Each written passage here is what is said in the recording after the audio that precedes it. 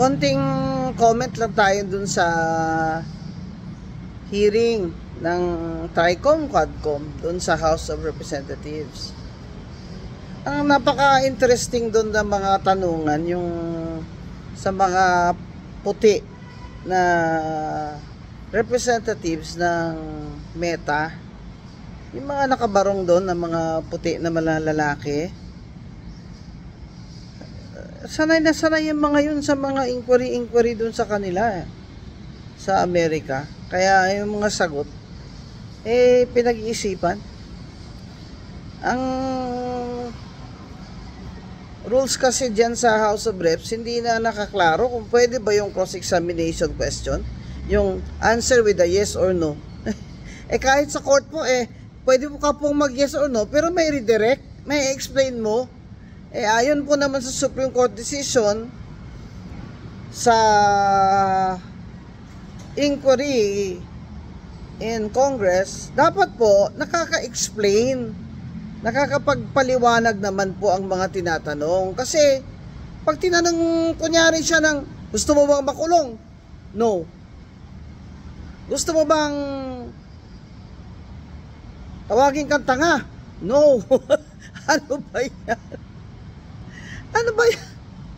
Parang I expected more, expected more. That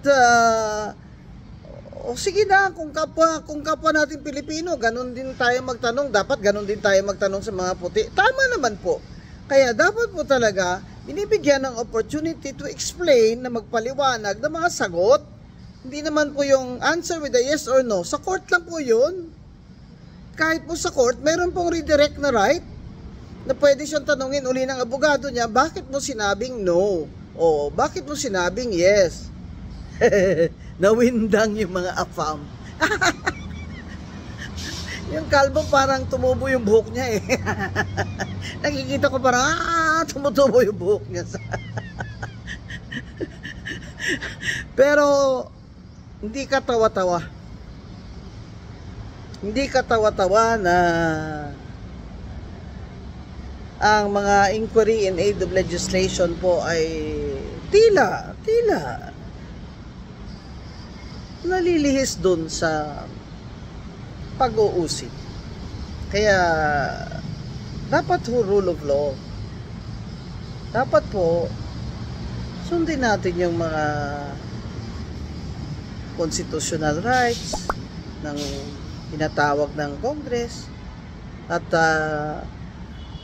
hindi naman po sila guilty dahil nag-appear sila dyan. Hindi po ba? Hindi po yun ang conclusion.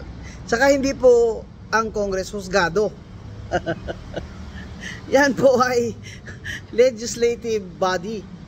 Ang ginagawa po nila yan para baka naman may makontribute kayo sa paggawa ng batas to regulate. Sinasabi nga po, in a long line of jurisprudence dito at sa Amerika, yung freedom of speech and the press po, and freedom of expression. Pag gusto ng estado o gobyerno na i-regulate yan, magpasa ng batas ng kung ano-ano, sa pag-regulate niyan, ay mag-ingat po sila. Dahil yan po ay dapat sinusuri din, ginagamit ang strict scrutiny test, diba? O kaya dito sa Pilipinas, ang clear and present danger rule. Clear and present danger rule. Attorney Guanzon po, T3PWD Party List, number 8 sa balota. Number 8.